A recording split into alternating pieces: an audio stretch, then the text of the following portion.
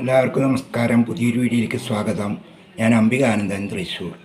ഇന്ന് ഞാൻ ഇവിടെ വിവരിക്കുന്നത് ഏകാദശി എപ്രകാരം എടുക്കാം എന്നതിനെക്കുറിച്ചാണ്. അതായത് തൃപ്രയാർ ഏകാദശിയാണ് നാളെ ചൊവ്വാഴ്ച. അതായത് നവംബർ 2024 നവംബർ 26 ചൊവ്വാഴ്ച. അതായത് നാളെ തൃപ്രയാർ ഏകാദശിയാണ്.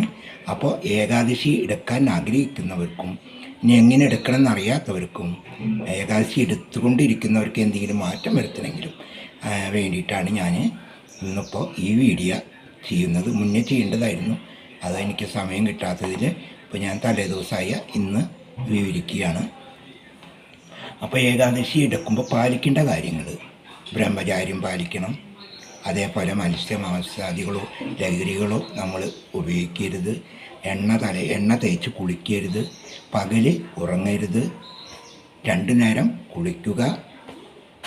അരിയാഹാരം കഴിക്കാനേ പാടില്ല. ഇതൊക്കെ നിങ്ങൾ പാലിക്കേണ്ടതാണ്. അപ്പോൾ ഏകാദശിയിൽ അന്ന് രാവിലെ എഴുന്നേറ്റ് കുളിച്ച് വസ്ത്രം മാറി പൂജാമുറി ഉള്ളവരാണെങ്കിൽ പൂജാമുറിയിൽ വിളക്ക് വയ്ക്കുക. അതല്ല ഫോട്ടോ ഉള്ളവർ ഫോട്ടോത്തിന് മുന്നിൽ വിളക്ക് വയ്ക്കുക.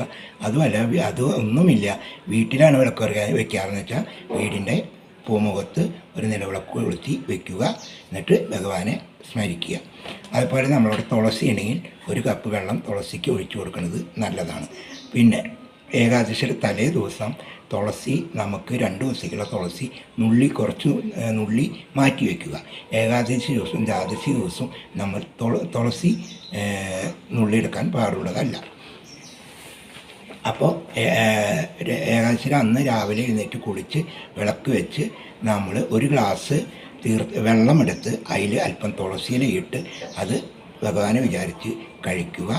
അതിനുശേഷം ക്ഷേത്രത്തിൽ പോകാൻ സാധിക്കുന്നവരാണെങ്കിൽ ക്ഷേത്രത്തിലേക്ക് പോയി ദർശനം ചെയ്യുന്നത് നല്ലതാണ്.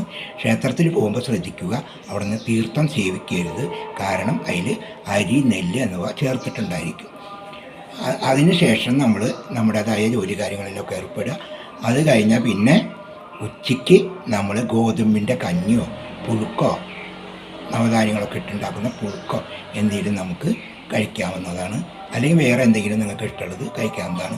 അരി ഉൾപ്പെടുത്തരുതെന്ന് മാത്രമേ ഉള്ളൂ. മരുന്ന് കഴിക്കുന്നവർ ശ്രദ്ധിക്കണം. മരുന്ന് കഴിക്കുന്നവരും വയ്യാത്തവരൊക്കെ നിങ്ങൾക്ക് കൃത്യസമയത്ത് മരുന്ന് കഴിക്കണം. അപ്പോൾ ഭക്ഷണം കഴിക്കണമെങ്കിൽ നിങ്ങളത് അരിയാഹാരം ഒഴികെയുള്ള ഭക്ഷണം നിങ്ങൾ കഴിക്കേണ്ടതാണ്. പിന്നെ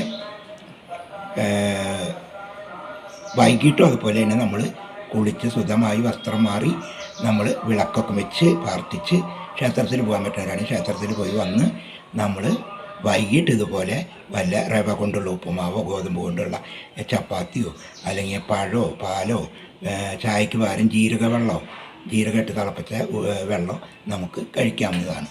പിന്നെ ഏകാദശിയിൽ അന്ന് ഉറങ്ങരുതെന്നാണ് പറയുന്നത്. അതാണ് പലവരും ക്ഷേത്രത്തിലേക്ക് പോയി അവിടെ ഇരിക്കുന്നത്. അപ്പോൾ നമുക്കത് സാധിച്ചില്ലെങ്കിൽ കുഴപ്പമൊന്നുമില്ല. പിറ്റേ ദിവസം ദ്വാദശിയിൽ അന്ന് നമ്മൾ രാവിലെ എഴുന്നേറ്റ് കുളിച്ച് വിളക്കൊക്കെ വെച്ച് തുളസിക്ക് ജലം ഒഴിച്ച് നമ്മൾ 1 ഗ്ലാസ് വെള്ളത്തിൽ അല്പം അരി നെല്ലുമിട്ട് അല്പം തുളസിയുമിട്ട് ഭഗവാനെ വിചാരിച്ച് നമുക്ക് കഴിച്ച് ഏകാദശി അവസാനിപ്പിക്കാവുന്നതാണ്. അത് കഴിഞ്ഞാൽ പിന്നെ ദ്വാദശിയാണ്. ദ്വാദശി നമ്മളൊരു 12 മണിക്കുള്ളിൽ ദ്വാദശിയുടെ ഭക്ഷണം കഴിക്കുക. അതിൽ പച്ചക്കറികൾ ഉപയോഗിക്കുക, മത്സ്യമാംസാദികൾ ഉപയോഗിക്കരുത്. പച്ചക്കറി ഭക്ഷണം ഉണ്ടാക്കി കഴിച്ചിട്ട് അതിൽ നമ്മൾ നെല്ലിക്ക ഉൾപ്പെടുത്തുക. അതായത് ദ്വാദശി. അപ്പോൾ നെല്ലിക്ക ഉപ്പിലിട്ടോ അച്ചാറോ എന്തെങ്കിലും അതിൽ ഉൾപ്പെടുത്തണമെന്ന് മാത്രം. അങ്ങനെ ഉച്ചയ്ക്ക് നമ്മൾ ദ്വാദശി ഉണ്ട് നമ്മുടെ ഏകാദശിയും ദ്വാദശിയും അവസാനിപ്പിക്കാം. ഭഗവാൻ എല്ലാവരെയും അനുഗ്രഹിക്കും. ഇത് ലളിതമായിട്ടാണ്. കഠിനമായിട്ടാണെന്ന് വെച്ചിട്ടുണ്ടെങ്കിൽ ഉപവാസം എടുക്കുക, ഒന്നും കഴിക്കില്ല, രാത്രി ഉറങ്ങില്ല, പകലും രാത്രി ഒന്നും ഉറങ്ങില്ല. അങ്ങനെ എടുക്കുന്നവരുണ്ട്, അവരതെടുക്കട്ടെ. ഓരോരുത്തരെ ശക്തിക്ക് ഒത്ത് ഓരോരുത്തർ ചെയ്യുക. നമുക്ക് ലളിതമായിട്ട് സാധാരണക്കാർക്ക് പറ്റുള്ളൂ. അതുകൊണ്ടാണ് ഞാൻ ലളിതമായി നിങ്ങളോട് പറഞ്ഞത്. അപ്പോൾ എൻ്റെ വീഡിയോ ഇഷ്ടമായെങ്കിൽ ലൈക്ക് ചെയ്യുക, ഷെയർ ചെയ്യുക, കമൻറ്റ് ചെയ്യുക. അതുപോലെ എൻ്റെ ചാനൽ ആദ്യമായിട്ട് കാണുന്ന മക്കളാണെങ്കിൽ ആ ബെല്ല് ബട്ടനും ചുവന്ന ബട്ടനൊക്കെ ഒന്ന് അമർത്തിക്കൊണ്ട് എൻ്റെ വീഡിയോകൾ കാണുക. നമുക്ക് പുതിയൊരു വീഡിയോ ആയിട്ട് കാണാം. അതുവരെ എല്ലാവരും സുഖസന്തോഷമായി.